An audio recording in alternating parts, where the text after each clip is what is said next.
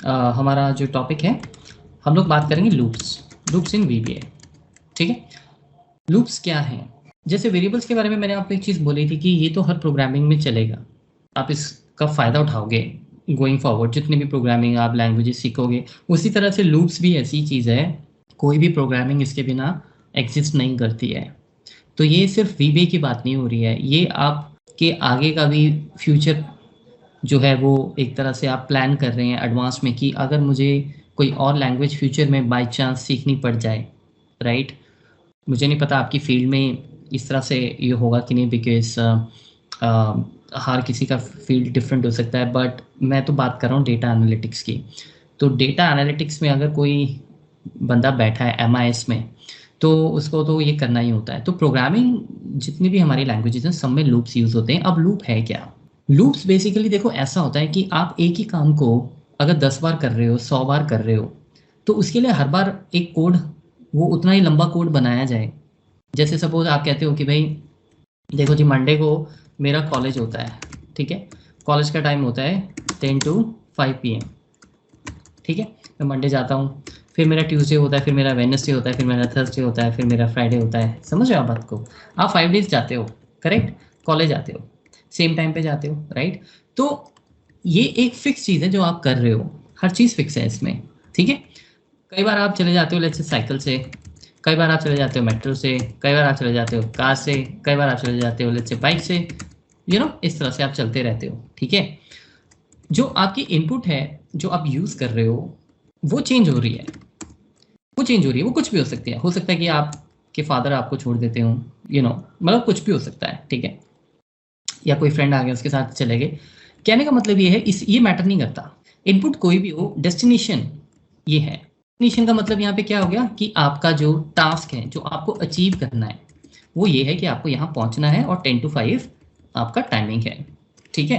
तो अगर आप प्रोग्रामिंग की लैंग्वेज में समझें, तो अगर मैं मंडे को भी वही काम कर रहा हूँ, ट्यूसडे को भी वही काम कर रहा हूँ, वेडनेसडे को भी वही काम कर रहा हूँ, थर्सडे को वही काम कर रहा हूँ, तो फ्राइडे को भी वही काम कर रहा हूँ, तो ये काम रिपीट हो रहा है। इनपुट अलग अलग हो सकती हैं, लेकिन रिजल्ट क्या है कि आप कॉलेज जा रहे हो और फिर कॉलेज से आ रहे हो, राइट? तो इसका हम एक लूप बना सकते हैं, यानी कि मैं ये बोल सकता हूँ कि देखो जी, for Monday to Friday, for Monday to Friday, समझ रहे हो बात को? इस तरह से यहाँ पे आपने लिख दिया नेक्स्ट डे। ये मैं आपको वैसे एक एग्जाम्पल दे रहा हूँ, ठीक है? कोड नहीं है ये, ठीक है? लूप में फॉर वगैरह हम लगाते हैं। तो फॉर मंडे टू फ्राइडे आप यहाँ पे लिख दोगे कॉलेज, और आप लिख दोगे 10 to 5 PM, 10 to 5 PM। समझे आप? अब आप ये देखो, ये कोड सिर्फ 3 लाइन्स का है, ये कोड आपका 5 लाइन का है। अब आप कहोगे 5 लाइन का कोड 3 लाइन में कन्वर्ट हो गया, इससे कोई ज़्यादा फर्क तो नहीं पड़ा, राइट? पर आप ये भूल गए कि ये सिर्फ 1 हफ्ते का है। अब आप कॉलेज तो पूरे साल जाओगे, राइट? तो कॉलेज पूरे साल जाओगे तो इसका मतलब अगले हफ्ते का फिर मंडे ट्यूसडे आएगा, फिर मंडे ट्यूसडे आएगा, आता रहेगा, राइट? तो मैं ये पूरा कैलेंडर बनाने की जगह प्रोग्रामिंग में इस तरह से लूप यूज़ कर लेता हूँ, क्योंकि मुझे जाना वही है, वही टाइम है। मेरी इनपुट चेंज होती रहेगी, तो इनपुट चेंज जो होती रहती है उससे कोई फ़र्क नहीं पड़ता। मतलब कि आप वैल्यू 2 लें, आप वैल्यू 3 लें, आप वैल्यू 4 लें, आप वैल्यू 5 लें, लूप में वो करेगा वही। क्या? लेट्स से आपने एक कोड बनाया है कि मुझे 2 नंबर्स को ऐड करना है। कितनी बार करना है? लेट्स से मैं कहता हूँ मुझे उन 2 नंबर्स को ऐड करना है, 2 नंबर्स को ऐड करना है 100 टाइम्स, राइट? अब आप कहोगे 100 टाइम्स एक ही नंबर को ऐड करके क्या मिलेगा? है कि नहीं? मैं ये कहता हूँ, मान के चलो गाइस, ये देखो आपके पास टेबल है, इस तरह से, इस तरह से ये आपका टेबल है, ठीक है? ये टेबल है और इसमें यहाँ पे ये पूरा डेटा है, ये चलता जा रहा है आपका टेबल। लेट्स से इसमें 500 रोज हैं, ठीक है? तो ये आपकी रोज है। अब मैं आपको ये कह रहा हूँ इन दोनों नंबर्स को ऐड करो, इनको करो, इनको करो, इनको करो, राइट? तो अगर आप इसको कोड बनाओगे तो आप एक वेरिएबल डिक्लेयर करोगे इसके लिए, फिर आप इसको इसके लिए करोगे, फिर इसके लिए, फिर इसके लिए, फिर इसके लिए, फिर इसके लिए, है ना? आपने देखा था कल जो हमने कोड बनाया था, राइट? प्लस प्लस किए थे, तो हम वो सब थोड़ी करेंगे। ऐसे तो 500 लाइन्स का कोड बन जाएगा इतने छोटे से टास्क को करने के लिए। अब आप फॉलो कर रहे हो बात को, राइट? तो हम लोग क्या करेंगे, हम लोग लूप बनाएंगे। हम लूप में ये कहेंगे कि हमें देखो लूप जो है 500 टाइम्स रन करना है। तो आप कोई भी वेरिएबल, जैसे आई ले लिया आपने कहा 1 to 100 या 500, ये देखो इस तरह से लिखते हैं इसको कहते हैं फॉर लूप, और ये हमेशा नेक्स्ट के साथ चलता है। और यहाँ पे आप ऐड दोज टू नंबर्स, इस तरह से लूप चला दोगे। कुछ ऐसा सेटअप करना पड़ेगा कि वो 2 नंबर्स वेरिएबल के थ्रू पहले 2 हों, फिर 3 हों, फिर 1 हो, फिर 3 हो, फिर 5 हो, 3 हो, वो मैं आपको अभी हम सीखेंगे। यानी कि आप लूप का पावर समझ गए कि जो 500 टाइम्स कोड लिखना था वो सिर्फ 3 लाइन में हो गया।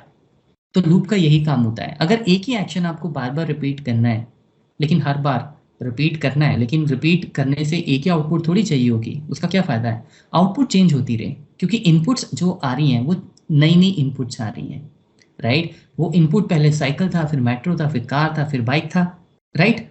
इस तरीके से, ठीक है ना? तो वो इनपुट तो चेंज हो रही है, लेकिन जो मुझे अचीव करना है वो अचीव एक ही रिजल्ट करना है। तो वहाँ पे लूप्स बड़े काम की होती हैं। यानी कि इसका मतलब ये हो गया कि आप इसको 10,000 टाइम्स भी चला सकते हो। ये फटाफट से ऐसे-ऐसे घूम-घूम के एक सर्कल बना लेगा, चलता जाएगा जब तक कि 1001 नहीं आता। इस केस में 501 नहीं आता। जैसे ही 501 आएगा, ये अपने आप एग्ज़िट कर जाएगा, ये इसकी ख़ासियत होती है। मतलब जो वीबी है आपका, जो इंजन है, कंपाइलर है, जो कोड टेस्ट करता है, उसको पता होता है कि भाई मुझे कब एग्ज़िट करना है। ठीक है, तो आइए फटाफट से इसको समझने के लिए अपने कोड में चलते हैं। तो मैंने पुरानी फाइल का ये रीनेम किया है इसे लूप्स के नाम से। अब मैं डिलीट कर देता हूँ मॉड्यूल्स, नए मॉड्यूल्स बनाते हैं। राइट क्लिक कीजिए और रिमूव कीजिए, ये भी आपको पता होना चाहिए। Do you want to export this module before removing? मतलब कि आप रिमूव कर दोगे तो अंडू नहीं हो पाएगा, ध्यान से करना। गलत मॉड्यूल मत कर देना, कहीं इतना मेहनत किया है कोड वो सब। लूप, फॉर नेक्स्ट लूप, क्योंकि हम फॉर नेक्स्ट लूप डिस्कस करने जा रहे हैं। फॉर नेक्स्ट लूप आपको पाइथन में भी मिलेगा, बाकी लैंग्वेजेस में भी हो सकता है। मैं बाकी लैंग्वेजेस नहीं जानता, मतलब पाइथन में कर सकता हूँ, वीबीए में कर रहा हूँ आपके सामने, और एक्सेस वीबीए एक और होता है डेटाबेस का, वहाँ पे भी। अब बाकी लैंग्वेजेस की कभी ज़रूरत नहीं पड़ी, पर जैसे मैंने आपको बताया VB.NET है, PHP है। PHP होती है वेबसाइट्स डिज़ाइन करने के लिए, ठीक है? वहाँ पे भी ये चलती हैं लूप्स, फॉर नेक्स्ट की इस तरह ही चलती हैं। थोड़ा बहुत ऊपर नीचे होगा, वो तो डेफिनेटली हर प्रोग्रामिंग में होगा, जैसे मैंने कल आपको वेरिएबल्स के बारे में भी बताया था। लेकिन ओवरऑल जो फंडामेंटल्स हैं वो सेम रहते हैं। जब लूप चलना है तो वो इस तरह से चलना है। तो आइए शुरुआत करते हैं। सबसे पहले मैं फॉर लूप चलाता हूँ। अब कैसे लिखेंगे ये देखिए। देखिए, सबसे पहले कोई भी वेरिएबल हम डिक्लेयर कर लेते हैं। बाइट मैं कर लेता हूँ फिलहाल। For i equals to 1 to 10, आप इस तरह से ये लूप चलाएंगे। नेक्स्ट आई, आप नेक्स्ट के बाद आई छोड़ भी देंगे तो वीबीए को पता होगा, एक ही बात है, कोई दिक्कत नहीं है। आप लिखना चाहें तो लिख सकते हैं, नहीं लिखेंगे तो भी ठीक है। नेक्स्ट का काम क्या होता है? नेक्स्ट एक्चुअली क्या करता है कि it keeps incrementing the I variable value. आप समझ रहे हो? यानी कि आई जब 1 होगा तो यहाँ जाएगा, वो 2 करेगा, फिर 3 करेगा, 4 करेगा, जैसे ही 11 हुआ प्रोग्राम अपने आप फिनिश हो जाएगा। आइए ज़रा इसको समझते हैं सबसे पहले फटाफट। मैं क्या करता हूँ, मैं अब आज आपको समझाने के लिए एक मैसेज बॉक्स डाल रहा हूँ। मैसेज बॉक्स आए, ये मैसेज बॉक्स क्या है देखा आपने? MSGBOX, नई चीज़ है आपके लिए। आपने देखा होगा ना, जैसे एक्सेल में आपने मैसेज बॉक्स कितने सारे हमें आते हैं। जैसे ही देखिए, मैं इसको उठा के इसके ऊपर डाल दूँ, ये क्या है? ये मैसेज है, राइट? ये मैसेज जो है ये एक्सेल खुद दे रहा है, लेकिन हम भी, क्योंकि अब हम प्रोग्रामिंग कर रहे हैं, तो हम भी ये मैसेज बॉक्स क्रिएट कर सकते हैं। आप छोटी मोटी चीज़ नहीं कर रहे हो, पूरा एक्सेल घुमा सकते हो आप इससे, VBA से पूरा, ठीक है? तो ये है मैसेज बॉक्स फंक्शन कि हम इस तरह से यूज़ कर सकते हैं। और मैंने मैसेज बॉक्स के आगे वेरिएबल डाल दिया आई।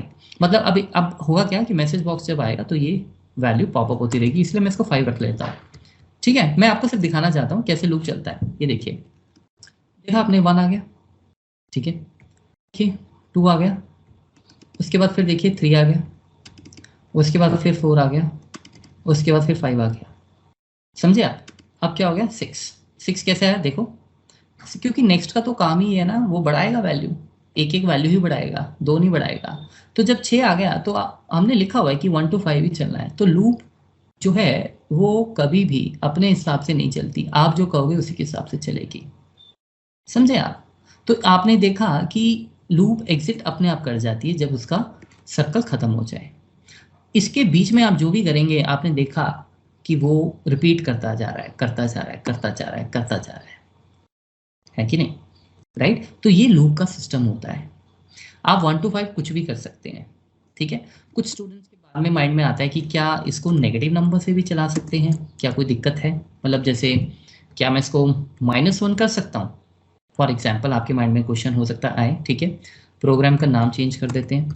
मैंने आपको ये चीज़ अभी बताई नहीं, अब बता रहा हूँ, मैक्रोस के नाम रिपीट नहीं होने चाहिए। जैसे एक्सेल में शीट का नाम रिपीट नहीं होने देता एक्सेल, राइट? इसमें ये फॉर लूप जो हमने बनाया है, एक ही नाम का दो प्रोग्राम, ये नहीं चलेगा। अगर आप इसको रन कर देते हो, देखो वो कहेगा ambiguous name detected. Ambiguous English word है जिसका मतलब होता है something which is not clear, ambiguity, right? Something which is not clear, unclear. तो क्रिस्टल क्लियर वो ये बोल रहा है कि ये फॉर लूप वन जो है हाईलाइट भी करता है वीबीए का, ये सबसे बढ़िया तरीका है, ठीक है? ये ओके कर दो आप, ठीक है? मतलब हमें पता लग गया, तो आपको नाम चेंज करना पड़ेगा। इसीलिए मैं स्टूडेंट्स को ये कहता हूँ, कई बार वो डेटा एनालिटिक्स के लिए कहते हैं कि सर पाइथन कर लें वीबी की जगह, क्योंकि पाइथन से भी आप डेटा ऑटोमेशन तो कर सकते हो, एक्सेल पूरा कर सकते हो।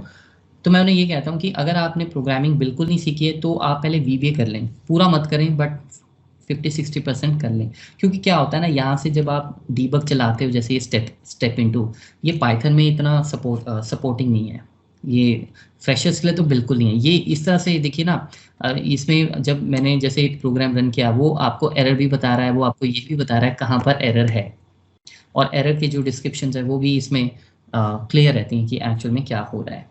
आपने अभी देखा subscript out of a range, overflow और टाइप मिसमैच, हमने ये सब एरर्स किए और इसके बारे में हमने डिस्कशन किया था। वेरिएबल नॉट डिफाइंड, अब आई एम श्योर अब कभी आपको वो एरर्स मिलते हैं तो आपको पता लग जाएगा ये एरर क्यों है।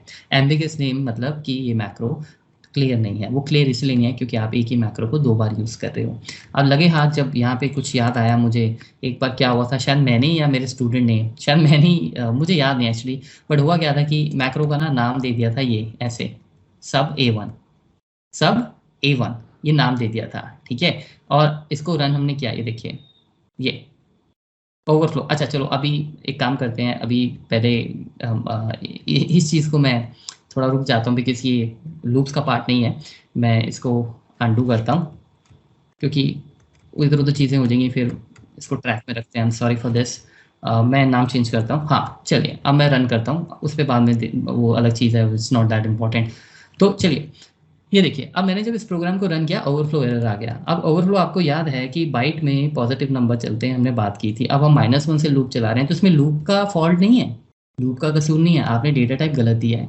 यानी कि अगर मैं अभी इंटीजर अगर डेटा टाइप दे दूँ तो इंटीजर तो नेगेटिव टू पॉजिटिव दोनों चलता है, राइट? तो मैं इस वजह से इसको रन कर रहा हूँ और ये देखिए -1 आ गया, और इसके बाद अब क्या आएगा, 0 -1 के बाद। तो कभी भी माइंड में आपको ये नहीं होना चाहिए कि नेगेटिव टू पॉजिटिव नहीं चल सकता, लूप आप कहीं से भी कहाँ चलाओ, ठीक है? तो ये चीज़ आई होप आपको क्लियर होगी। तो अगर आपको कोई ये पूछता है कोड दिखा के, ये बताओ ये लूप कितनी बार रन होगा, फॉर एग्जांपल आपसे क्वेश्चन पूछा गया, तो आप 5 नहीं बोलोगे, बड़े ध्यान से आपने देखना है। ये -1 है, -1 to 5 है, यानी कि ये 7 टाइम्स चलेगा, -1 0 एंड देन 1 2 3 4 5, ठीक है? ये इस तरीके से चलेगा, टाइम्स लूप चलेगा। This loop will run 7 times. मैं लिख देता हूँ यहाँ पे। अब इसका मतलब ये हुआ कि हम लूप कहीं से भी कहीं भी चला सकते हैं, ये बात हमें क्लियर होगी। अब जब हमें ये बात क्लियर होगी तो हम बिल्कुल इस बात का ध्यान रखेंगे फंडामेंटल्स का, कि कहीं से भी कहीं भी चला सकते हो। तो ये ना हो कि आप बोल दो चलो भैया 10 to 5 चला दूँ, मतलब कि बड़े नंबर से छोटे नंबर, इसमें गड़बड़ हो जाएगी। देखो क्या, वो लूप के अंदर जाएगा ही नहीं। क्यों? क्योंकि देखो 10 to 5 आप रिवर्स में जा रहे हो, ऑलरेडी एक हायर वैल्यू पे है। तो जब ये जो हमारा नेक्स्ट आई है, ये इसको एक्सेप्ट नहीं करेगा। मतलब ये लूप जैसे ही यहाँ जाएगा वो देखेगा ऑलरेडी मैं 10 पे ही बैठा हूँ, क्योंकि आई की वैल्यू अभी क्या है, 10। आई की वैल्यू 10 कैसे हुई? बिकॉज जब आप लिखते हो 10 to 5 तो सबसे पहले वो इसी वैल्यू को पकड़ता है ना, लेकिन फिर उसने देखा कि इसके बाद तो 11 जैसे आइडली होता है, बट अब 5 है तो लूप नहीं जाएगा, ठीक है? अगर आपको रिवर्स डायरेक्शन में लूप चलाना है, मेरा कहने का मतलब ये है, अगर आपको रिवर्स डायरेक्शन में लूप चलाना है तो आप यहाँ पे एक वर्ड यूज करोगे, स्टेप -1। अब मैं रिवर्स डायरेक्शन में लूप क्यों चलाऊंगा, इन चीज़ों पे अभी हम बात नहीं कर रहे हैं, अभी तो सिर्फ फंडामेंटल्स पे बात हो रही है। प्रैक्टिकल शुरू होगा लूप्स के बाद, जब एक्चुअल में आप चीज़ें एक्सेल में होते हुए देखोगे, फिर हम वहाँ ये सारे कंसेप्ट यूज करेंगे। रिवर्स लूप आपका, रिवर्स लूप अगर आपका आप यूज़ कर रहे हो तो मतलब रिवर्स लूप हमेशा -1 या -2 या -3 से चलेगा। जैसे अब मैं -2 कर दूं तो वो जंप जो है वो 2 का लेगा बैकवर्ड डायरेक्शन में। जैसे देखिए पहले 5 आ गया, ठीक है? अब 5 के बाद नेक्स्ट का बेसिकली काम ये है कि अगर आपने -1 लिखा होता कि 5 से 4 ले जाए, -1 कर दे, बट अब -2 किया हुआ है तो अब 4 नहीं आएगा, अब 3 आएगा, समझ रहे हो आप? तो इसमें भी अगर आपको कोई पूछता है कि लूप कितनी बार चलेगा तो यू विल से 3 टाइम्स, क्योंकि आप देखो -2 है, -2 है, तो ये सब चीज़ें देखना होता है, ठीक है? यहाँ पे स्टेप 1 हम लिख सकते हैं अगर आप चाहो, यहाँ पे स्टेप 1, लेकिन वो बाय डिफ़ॉल्ट है। लूप हमेशा 1 का ही इंक्रीमेंट करता है, इसलिए हम कभी नहीं लिखते, समझे आप? मतलब अगर मैं यहाँ पे लिख दूँ स्टेप 2, तो इसका मतलब क्या हुआ? इसका मतलब ये हुआ -1 के बाद 0 नहीं आएगा, सीधा 1 आएगा, 3 आएगा। देखो इसको रन करें, देखो -1 से स्टार्ट हुआ, हमने कहा इंक्रीमेंट द नेक्स्ट बाय 2, मतलब ये जो नंबर है आप इसको 2 से इंक्रीमेंट कर दीजिए, 1 हो गया, 3 हो गया एंड 5 हो गया, इस तरीके से, ठीक है? तो स्टेप 2 अगर आपको ज़रूरत पड़ती है, कभी ऐसी सिचुएशन आ जाती तो, अदरवाइज हम इसको छोड़ देंगे, बाय डिफ़ॉल्ट स्टेप 1 पे रखेंगे। तो अभी तक हमने ये देखा लूप फॉरवर्ड डायरेक्शन में भी चल सकती है, रिवर्स डायरेक्शन में भी चल सकती है, थोड़ी चीज़ों का ध्यान रखना होगा। लूप किसी भी डायरेक्शन में चले हम जंप भी करवा सकते हैं by using a step keyword. By default हमेशा स्टेप 1 होता है, वो हम कभी नहीं लेते, ये चीज़ है इसमें, ठीक है? अभी तक लूप का कंसेप्ट आई होप आपको क्लियर हो गया होगा। अभी हमने एक्सेल से कोई डेटा नहीं उठाया, ठीक है? अब फॉर एग्जांपल इसी लूप को हम उठाते हैं और अब लूप समझते हैं, ठीक है? ये देखो ध्यान से आप देखें, सपोज ये नंबर मैं लिख रहा हूँ, ठीक है? ये मैं कहता हूँ ये मुझे सारे के सारे नंबर्स जो हैं ये यहाँ पे मुझे इनको ऐड करना है, ठीक है? मुझे इनको यहाँ ऐड करना है। मैं यहाँ पे एक लेट्स से ये न्यूमरेटर है या कुछ भी है, नंबर वैल्यू 2 है और ये है वैल्यू 1, ठीक है? स्कोर लिख देते हैं, लेट्स से ये हमारा स्कोर है, ठीक है? ये हमारा स्कोर है एक्सेल का और ये स्कोर है हमारा वीबीए का, हमारे स्कोर्स हैं और ये हमारा वीबीए का स्कोर है। आप क्या कहते हो? आप कहते हो मुझे टोटल करना है। कोई भी बंदा कहेगा अरे वीबी की ज़रूरत नहीं है, एक्सेल यूज़ करो फटाफट से इसमें, और मैं भी यही कहूँगा इसमें कोई एक्सेल वीबी कोड की ज़रूरत नहीं है, राइट? बट क्योंकि जो चीज़ सिंपल है उसको सिंपल रखो, उसके लिए कोड बनाने की ज़रूरत थोड़ी है। लेकिन हमें अब समझना है तो हम कोई बेसिक एग्जाम्पल लेके ही समझ सकते हैं कि लूप का एक्चुअल में यूज़ कैसे होगा, ठीक है? तो देखिए अब हम क्या करने जा रहे हैं, ये लूप आपको समझना बहुत ज़रूरी है। हम 2 वेरिएबल्स लेंगे और दोनों के वैल्यूज़ जो हैं वो इस सेल से उठा लेंगे, जो भी होंगे यहाँ एक्सेल का स्कोर और वीबी का स्कोर, ठीक है? डेवलपर टैब में मैं चलता हूँ और मैं यहाँ पे क्या करता हूँ, सब लेट्स से प्रोजेक्ट स्कोर, ये हमारा प्रोजेक्ट है, वेरिएबल इंसर्ट करता हूँ। वेरिएबल देखिए आप कोई भी दे सकते हैं, एक्सेल के लिए मैं एक्सेल दे देता हूँ बाइट और वीबी के लिए बाइट। देखिए आप, मैंने आपको बोला था कि वेरिएबल्स के जो नाम है ना वो हमेशा ऐसे दें कि देखने वाले को समझ आए, आपको भी समझ आए, इसलिए मैं अब ABC नहीं कर रहा है यहाँ पे, आप समझ रहे हो, है ना? तो आप नाम कोई भी दे सकते हो। तो एक्सेल का मैंने एक्सेल कर दिया, वीबी वो आपकी अपनी मर्जी है। बाइट मैंने क्यों रखा है? क्योंकि कोई भी स्कोर 100 से ऊपर होगा नहीं, है ना? यही हम मान के चल रहे हैं, तो बाइट इज ओके। देने को आप इंटीजर भी दे सकते हो। अब देखो ध्यान से, अगर मैं आपको ये टास्क दूं कि ये और ये ऐड करना है सिर्फ, तो आप क्या करोगे? आप कहोगे ये तो बहुत ही ईजी है, हमने सीखा है कि A2 से ये वैल्यू उठा लो, ठीक है?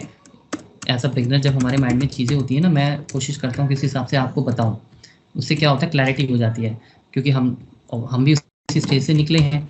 तो आप इस तरह से हो सकता है ये कोड चलाओ कि मैंने एक्सेल में A2 उठा लिया, वीबी में मैंने B2 उठा लिया, ये और ये उठा लिया मैंने, ठीक है ना? हो सकता है आपके माइंड में ये चीज़ आए कि हाँ इस तरह से कर सकते हैं। और फिर रिजल्ट जो है वो एक रिजल्ट नाम का वेरिएबल ले लेते हैं। मैं अब इसके आगे लिख देता हूँ, आपको पता ही है, मैंने बताया था, जगह बचा सकते हैं हम। तो मैं रिजल्ट इक्वल्स टू कर देता हूँ एक्सेल प्लस वीबी, है ना? और फाइनली फिर जो मेरा रेंज है C2, उसमें ये वैल्यू चली जाएगी रिजल्ट की। सिंपल मैथ है, मुझे नहीं लगता इसमें कोई दिक्कत है तो यू कैन आस्क मी। मैं इसको रन करता हूँ, ठीक है? वैसे लोकल विंडो की इसमें हमें ज़रूरत नहीं है क्योंकि 2 ही वेरिएबल्स हैं, है ना? बट चलो कोई बात नहीं, यहाँ रख लेते हैं इसे। आप इसके अंदर भी यहाँ पे भी इसको आप फिक्स कर सकते हो, अगर आपको यहाँ पे इसको ऐसे, मतलब यहाँ इतनी सी विंडो में भी आई थिंक हमें जो है वो ये दिख जाएगा, है ना? यहाँ पे इस तरह से, ठीक है? वैसे मैं डबल क्लिक अगर करूँ ना तो ये देखो ये अपनी जगह यहाँ पे कहीं ना कहीं खुद बना ही लेता है, ठीक है? तो फिलहाल के लिए ये जो है मैं इसको थोड़ा सा विड्थ बढ़ा देता हूँ। मुझे टाइप का तो कोई वो इशू नहीं है, टाइप तो सबको पता है क्या है। टाइप के लिए मैं जगह नहीं रखूँगा। मैं बाई चांस अगर मुझे ये वाला, मतलब अगर ये वेरिएबल मैंने कोई लंबा वेरिएबल लिखा हुआ है और वो यहाँ फिट नहीं हो रहा, तो मतलब आप इसको विड्थ को बढ़ा सकते हो, इसलिए है। तो ये देखिए, ये हमारा एक्सेल में 44 आ गया, वीबीए में 78 आ गया और टोटल आ गया 122। टोटल 122 जो है वो हमारा रेंज C2 में जाएगा और ये देखिए चला गया। ठीक है ना। एक बार ऐसे ही किसी स्टूडेंट ने पूछ लिया था कि अच्छा क्वेश्चन था वैसे, बट बहुत बेसिक चीज़ थी वो, वैसे हमें पता होती है, बट कई बार प्रोग्रामिंग में होते हैं तो थोड़ा नहीं हम सोच पाते। उसने ये कहा कि आप इस लाइन को ऐसे क्यों नहीं लिखते कि आप result equals to range C2 value, क्या इससे कुछ गड़बड़ हो सकती है? मतलब इस तरह से भी तो लिखा जा सकता है ये। तो आप देखिए, अगर आप इस तरह से इसको लिखेंगे तो बहुत बड़ा फर्क पड़ जाएगा। जैसे सपोज x इक्वल्स टू है 2, y इक्वल्स टू है 5 7 फॉर एग्जाम्पल, है ना। अब z को मैं कहता हूँ कि z equals to x plus y है, एक मिनट के लिए, ठीक है, z 100 है फॉर एग्जाम्पल, ये कैलकुलेशन है। तो बताओ जी, फाइनली हमारा z क्या हुआ? आपका आंसर क्या आएगा? 9 होगा कि नहीं, राइट? z होगा 9, क्योंकि 7 प्लस 2 हो गया। अब अगर मैं इसी लाइन को z equals to x plus y है, अगर मैं इसको ऐसे लिख दूं x plus y equals to z, तो आप क्या बोलोगे? अब मैं अगर आपको पूछूं कि z की वैल्यू बताओ क्या है, फॉर एग्जाम्पल z की वैल्यू क्या है? z की वैल्यू वही है x प्लस वाई। आप ये कह रहे हो कि x प्लस वाई जेड के इक्वल है, यानी x प्लस वाई 100 है। x प्लस वाई वैसे 9 है, बट आप यहाँ लिख रहे हो x प्लस वाई जेड है। z क्या है? 100, तो ये 100 हुआ। इसका मतलब z की वैल्यू जो है वो 100 होगी। जो भी चीज़ हम कैलकुलेट करते हैं सिंपल मैथ्स में भी जो हम करते हैं, ये मैथ्स ही है, राइट? इक्वेशन आपने देखा है, जो हमें चीज़ इवैल्यूएट करनी है वो इक्वल्स टू से पहले आती है ना। इक्वल्स टू से पहले आती है, मतलब अगर मुझे z को कैलकुलेट करना है फॉर एग्जांपल, तो मैं x plus y z equals to x plus y लिखूंगा, ना कि x plus y equals to z करके ये सोचूंगा कि अब z में वैल्यू जो है वो 9 जाएगी। नहीं, हम ये कह रहे हैं कि x प्लस वाई जो है उन दोनों का एडिशन जो बनता है वो z के इक्वल बनता है, ठीक है ना। तो ये चीज़ें जो हैं ये इंपॉर्टेंट है। अब जैसे अगर मैं a इक्वल्स टू, एक और एग्जांपल ले लेते हैं, a इक्वल्स टू 2 है, b इक्वल्स टू 10 है, राइट। अब अगर मैं एक मिनट के लिए आपको ये बोलूँ कि a इक्वल्स टू b हो गया फॉर एग्जांपल, तो बताओ a की वैल्यू क्या है और b की वैल्यू क्या है? तो a की वैल्यू क्या बनेगी, b की क्या बनेगी? आपने कहा a b के इक्वल हो गया, तो a की वैल्यू भैया 10 होगी, क्योंकि हमने a इक्वल्स टू b लिखा है। b को कुछ नहीं होगा, b में जो है वो a में जा रहा है, ठीक है, तो b तो 10 ही रहेगा, राइट। और उसी तरीके से अगर मैं लिख दूं b equals to a for example, तो जो a में वैल्यू है वो b में चली जाएगी, तो इसका मतलब b जो है आपका वो 2 हो जाएगा, ठीक है, b 2 हो जाएगा। आई होप इसमें कोई क्लैरिटी अब आपको सब क्लियर हो गया होगा, ठीक है। तो इसीलिए ये बिल्कुल नहीं लिखेंगे। आप देखो क्या होगा, मैं इसको रन करता हूँ। कैलकुलेशन तो अपने अकॉर्डिंग लोकल विंडो पे नजर मारी है, कैलकुलेशन तो अपने अकॉर्डिंग बढ़िया चल रही है, 122 है ना। लेकिन अब आप क्या बोल रहे हो? आप कह रहे हो कि ये जो 122 है ये C2 के इक्वल होना चाहिए, एक्सेल के सेल के। अरे C2 में तो कुछ भी नहीं है, जीरो है। तो एक्चुअल में आप C2 में कुछ प्रिंट नहीं कर रहे, आप रिजल्ट को जीरो कर दे रहे हो, ठीक है। ये वैसे तो एक ऐसी बात है जो शायद 100 में से 95 स्टूडेंट्स को इसमें कोई दिक्कत नहीं होगी, बट जो 5 स्टूडेंट्स को दिक्कत होगी उनके लिए मैं क्लियर कर रहा हूँ। फिर भी ये पता होना चाहिए, कभी लिखते लिखते आप ये गड़बड़ कर जाओ और फिर बोलो मेरा आंसर नहीं आ रहा। तो जो इवैल्यूएट करना है, जो कैलकुलेट करना है ना, वो लेफ्ट में ही रखना है, ठीक है। ये हो गया। अब तो इस प्रोग्राम को रन कर दिया हमने, F5 आंसर आ गया, है ना। अब क्वेश्चन ये था हमारा कि भाई हमें तो ये पूरा टेबल फिल करना है, तो क्या अब आप इसको मैं यहाँ पे कमेंट में लिख देता हूँ, रॉन्ग सिंटेक्स, इनकरेक्ट सिंटेक्स, ठीक है। ये नोट्स आपको बनाने हैं, जब आप ये लेक्चर देख रहे हो तो अपने उस पे पेपर पे या जो भी एक्सेल में अगर नोटपैड पे लिखो आप कि इस पॉइंट इन टाइम पे ये सिंटेक्स का मतलब ये हमने समझा था, and that's why we have written, ठीक है। ओके, हो गया। अब देखो, अब पहला तो ये कि हो सकता है आप कहो कि ठीक है अब हम A3 से उठा लेते हैं और B3 से उठा लेते हैं, और फिर हम ये वाला कोड है ना यहाँ पे इस तरह से लिख देते हैं C3। क्या दिक्कत है? क्या कोई दिक्कत है इसमें? नहीं, इसमें कोई दिक्कत नहीं है। एक कमेंट डालता हूँ वैसे ही, सिर्फ ताकि थोड़ा सा अलग दिखे, ये अलग है, ठीक है। ये मैंने कमेंट डाल दिया सिंगल कोड के बाद, ठीक है, इस तरह से। अब देखो, जब ये कोड हम रन करेंगे तो पहले तो 122 वहाँ पे प्रिंट हो जाएगा, ठीक है।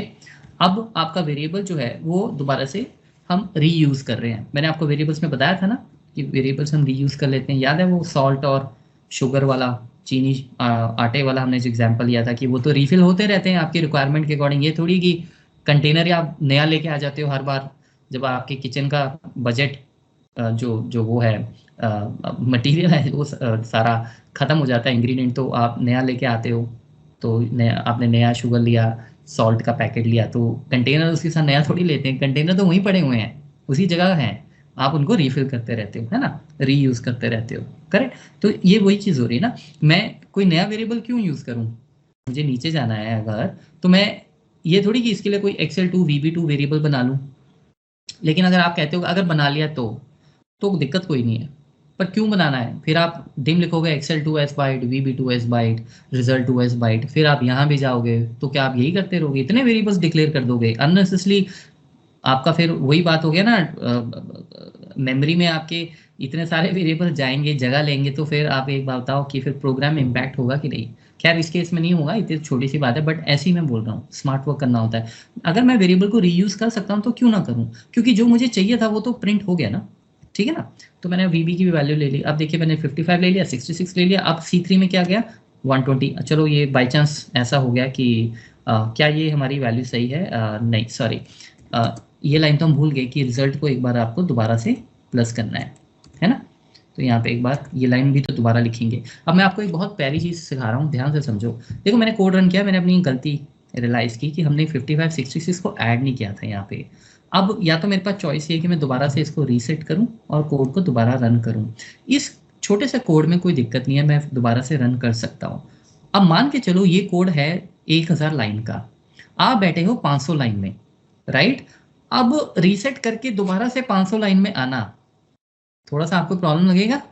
क्योंकि आप एक-एक लाइन को F8 करते जा रहे हो, तो हम ये भी कर सकते हैं कि हम दोबारा से इस कर्सर को उठा के ऐसे ड्रैग एंड पीछे खींच सकते हैं, ये ऐसे, ठीक है? जैसे एक्सेल में आप एक सेल को दूसरे सेल पे वो कीपैड प्रेस करके करते हो ना वही, तो मैं इसको पीछे भी ले जा सकता हूँ, ठीक है? क्योंकि अब ये लाइन मुझे रन करनी है, मैं दोबारा ये लाइन रन करवा सकता हूँ, ये मिस हो गई थी। तो ये रिज़ल्ट अब जो आया, ये उसने देखिए यहाँ पे प्रिंट कर दिया। अब हमारा कोड खत्म हो गया, ठीक है? तो ये चीज़ भी आपको पता लगी कि हम येलो कर्सर को ऊपर-नीचे भी कर सकते हैं, ठीक है? अब यहाँ पे मैं आपको ये समझा रहा था कि इस तरह से करने लगे तो अगर ये डेटा 1000 लाइन का है, इसमें अगर 1000 रोज़ हैं, आप ये कोड 1000 बार थोड़ी लिखोगे। आप प्रोग्रामर नहीं हो फिर आप, राइट? फिर तो लोग कहेंगे कि भई ये तो ज़्यादा खतरनाक चीज़ है कि आप VBA में ऐसी चीज़ें जो हैं वो कर रहे हैं। मतलब ये तो फिर आप एक्सेल ज़्यादा बेटर है, आप इसका कोड बना के यहाँ पे इतना टाइम वेस्ट कर रहे हैं, एक्सेल में फिर भी जल्दी हो जाएगा, राइट? तो अब यहीं पे हमारी लूप्स जो हैं वो काम आती हैं। अगर आप ध्यान से देखो हुआ क्या है, सिर्फ़ आपके रेफ़रेंस चेंज हुए हैं, ऐसे। ये आपके रेफ़रेंस चेंज हुए हैं ऐसे, समझ रहे हो? हर बार ये जो रेफ़रेंस चेंज हुए हैं, ये ऐड हो रहे हैं। एडिशन तो हमें वही करनी है, सिर्फ़ वैल्यू चेंज हो रही है। ये नहीं कि मुझे हर बार लूप में प्लस करना है, फिर माइनस करना है, मुझे प्लस ही करना है, लेकिन वैल्यू चेंज होती जाएँगी। तो हम यहाँ पे लूप लगाएँगे। तो ये जो कंसेप्ट है, ये जो कंसेप्ट है, मैं इसको डिलीट नहीं करूँगा आपके लिए। Manual way of doing it, not which is not appreciated, या फिर we should write which should be avoided, okay, which is not the right way, it should strictly be avoided। ये किसी भी डेवलपर को ये बिल्कुल ये जो चीज़ है ये नहीं करनी चाहिए। अब इसी कोड को देखो हम किस तरह से लूप में कन्वर्ट करते हैं, आपको फिर पूरा हिसाब किताब लूप का समझ आ जाएगा कि यस, अब समझ आया कि लूप मैं कहाँ कैसे यूज़ करने वाला हूँ। So using loop right way, ठीक है? देखो ध्यान से मैं क्या करने वाला हूँ, ये रिपीट जो वैल्यूज हो रही हैं फिलहाल इसको डिलीट कर देते हैं, ठीक है? अब देखो आप यहाँ पे एक लूप बनाओ। लेट्स से लूप के लिए मैंने कहा my row as long for my row equals to 2 to 7। मैं कहूँगा 2 to 7 में पहले बताओ गलती क्या है? क्या 2 to 7 में कोई गलती है? 2 3 4 5 6 7 बिल्कुल सही है, सीक्वेंस चल रहा है। स्टेप 1 लिखने की ज़रूरत है नहीं, लिखना चाहो आप लिख सकते हो, लेकिन ज़रूरत नहीं है बिकॉज VBA बाय डिफ़ॉल्ट यही लेगा। लेकिन 2 से मैंने क्यों स्टार्ट किया, मैंने 1 से क्यों नहीं किया?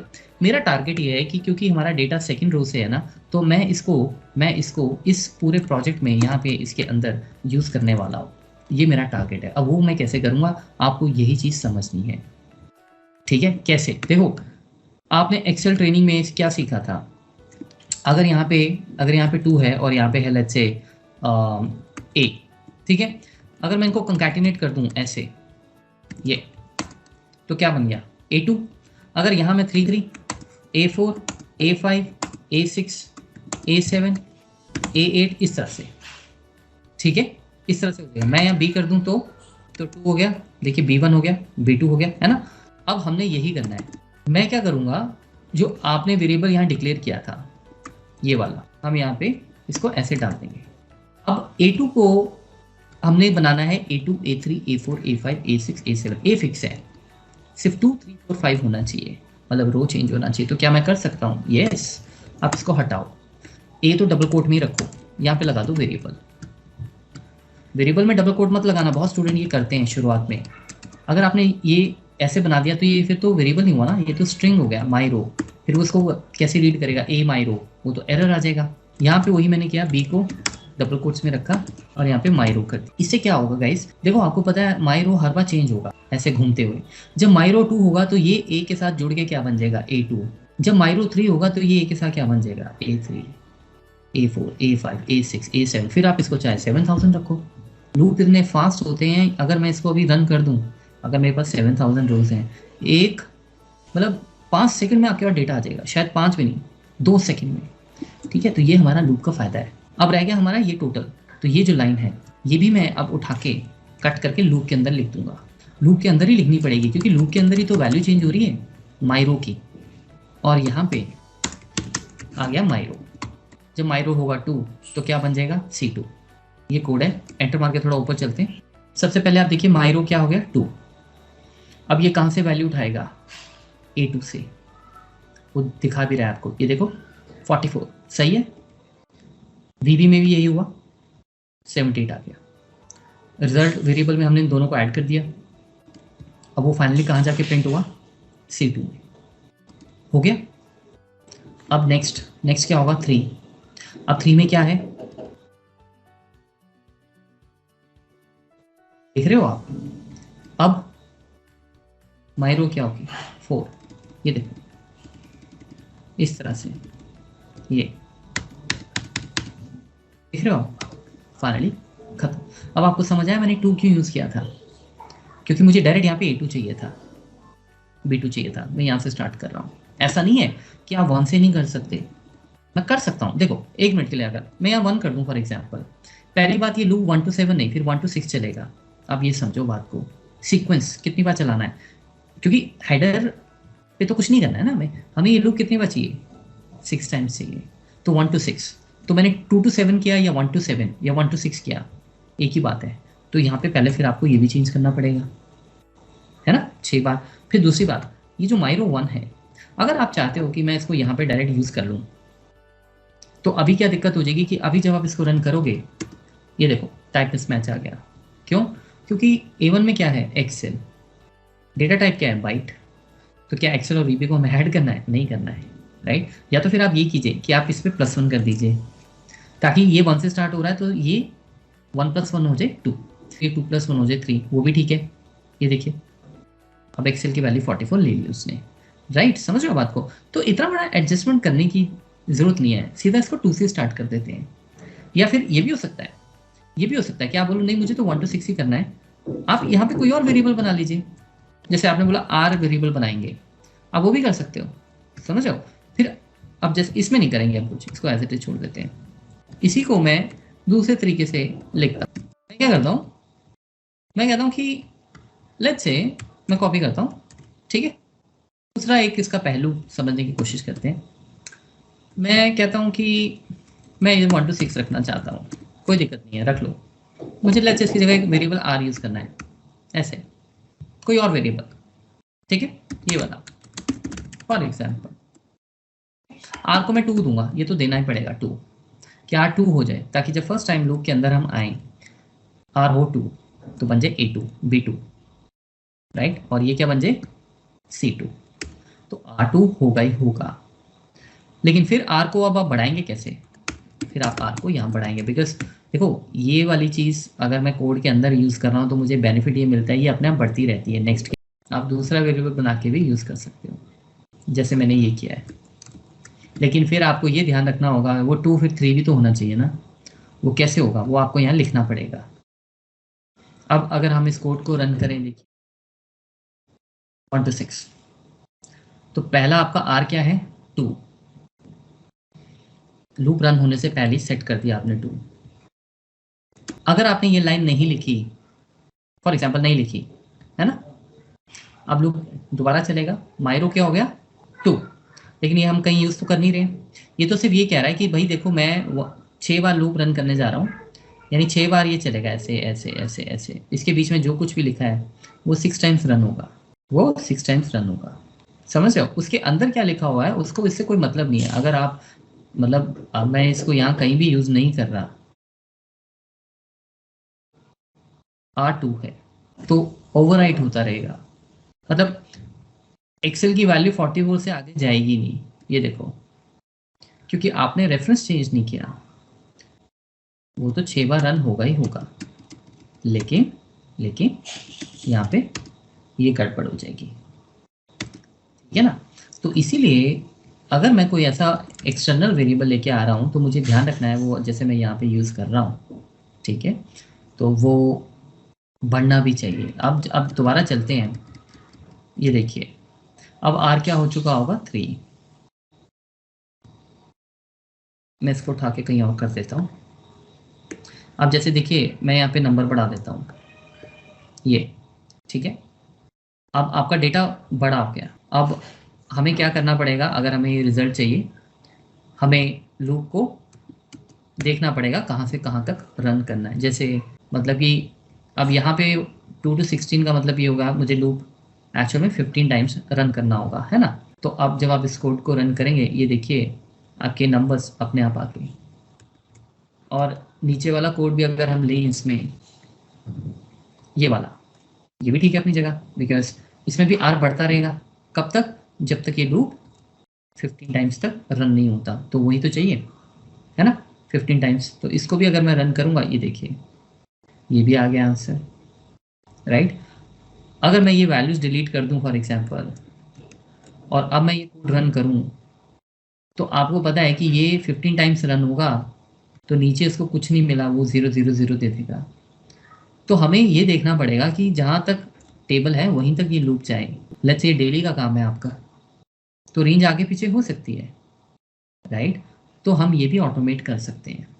कैसे, अगर यहाँ मुझे ये पता लग जाए कि लास्ट रो एक्सेल की कौन सी है, 10 है, 15 है, 1000 है, 2000 है, 3, कौन सी रो है लास्ट। आपको गूगल करने की ज़रूरत नहीं है, आपको सिंटेक्स चाहिए ना, आप रिकॉर्ड करो, ऐसे ही सीखता है बंदा। कोई भी नाम दे दो, मैक्रो 1 दिया हुआ है, ठीक है ठीक है, आप यहाँ क्लिक करो और आपको कंट्रोल डाउन एरो, ठीक है, आप रिकॉर्डिंग कर दो स्टॉप। यही चाहिए था, सिंटेक्स चाहिए था ना हमें। मॉड्यूल 1 ये कोड है, देखिए यहाँ पे, ठीक है। मैं A1 में गया और ये देखिए A1 में गया मैं, और मैंने कहा कंट्रोल डाउन एरो, राइट। लेकिन इससे मुझे मिला क्या, मुझे एक्चुअल में अब इस सेल का रो नंबर चाहिए। वो कैसे मिलेगा आपको, वो आपको ऐसे मिलेगा कि एक वेरिएबल बना लो जिसका मैं नाम दे देता हूँ last underscore row equals to dot row, ये कि जो एक्टिव सेल है उसका रो मुझे, और यहाँ पे हम इसको डिक्लेयर कर लेते हैं एज लॉन्ग। ये अब देखो, ये हम जब कोड चलाएंगे, लूप चलाएंगे, उससे पहले सब अपना सेटिंग करके रखेंगे। यहाँ गए और लास्ट रो आपको मिल गई, देखो मिल गई कि नहीं।